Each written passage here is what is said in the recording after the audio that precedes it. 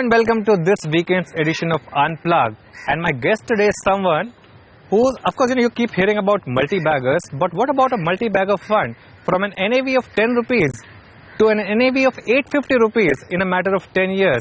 Someone who identified stocks at market cap of 150 crores and they have now reached market cap of 40 and 50,000 crores. You would have guessed it right. It's Madhu Kela, the Chief Investment Strategist at Reliance Capital. Madhu, good to have you on the show. Thank you, Anuj. Thanks for having me here. Okay, we're doing this show at KJ Somaiya Institute of Management, where Madhu, you did your MBA.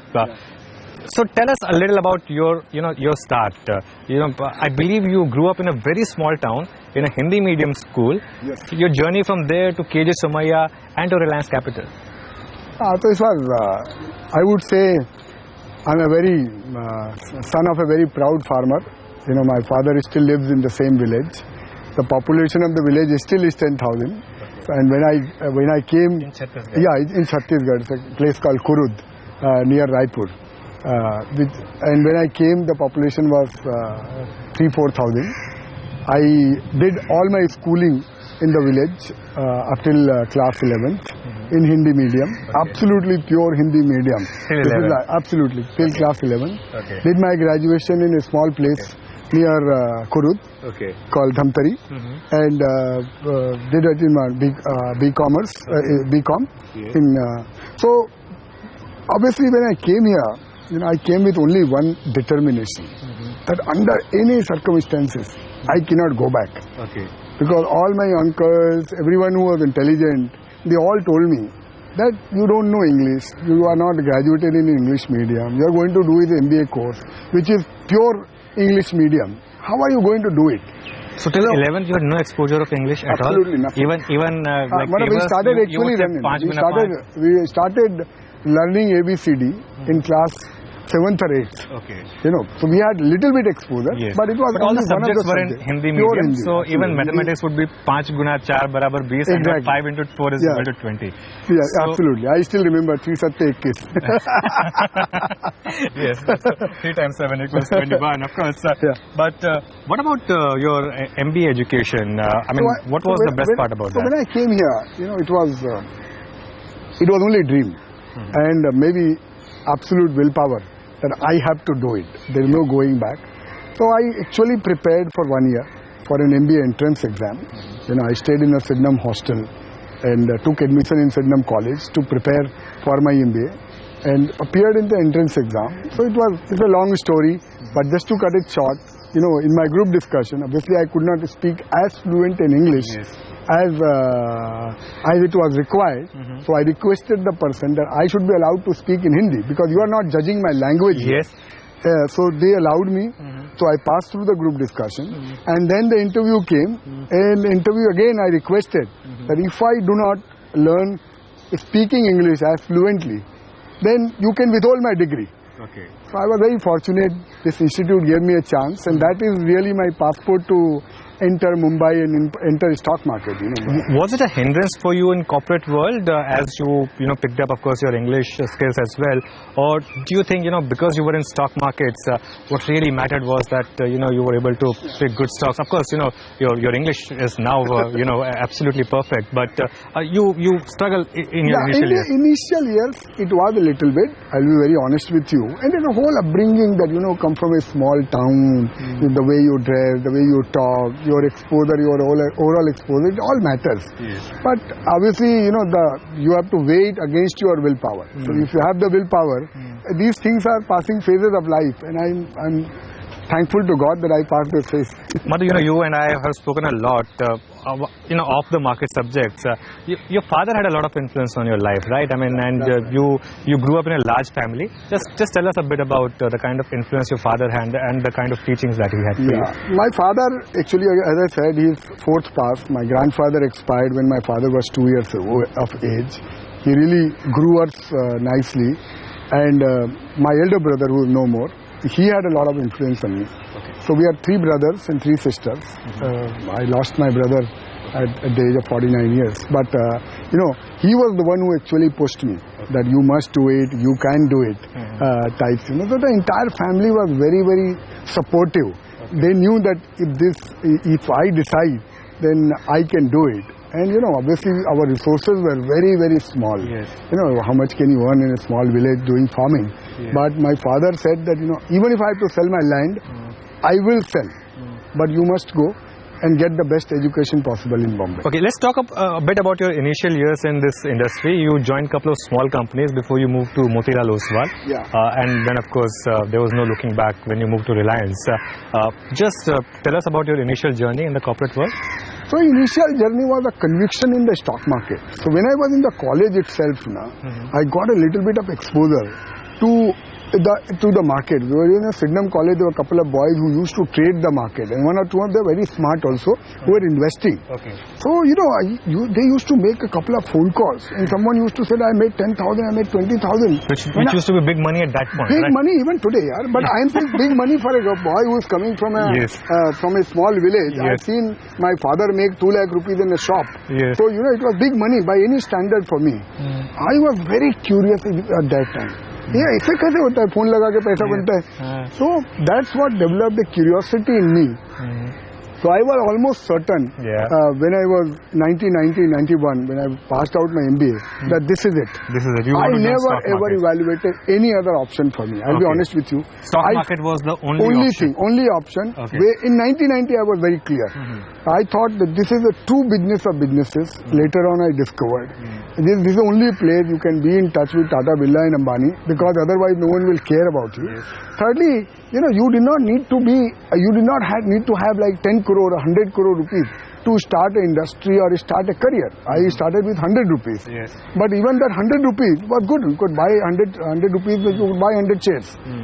Let's talk a bit about your investment philosophy, Madhu. You have picked a lot of multi-baggers. I mean, Divi's Labs, I think still remains your best investment. I think Jindal Steel and Power, you identified at some 200 crores and I think you sold at 60,000 crore market cap.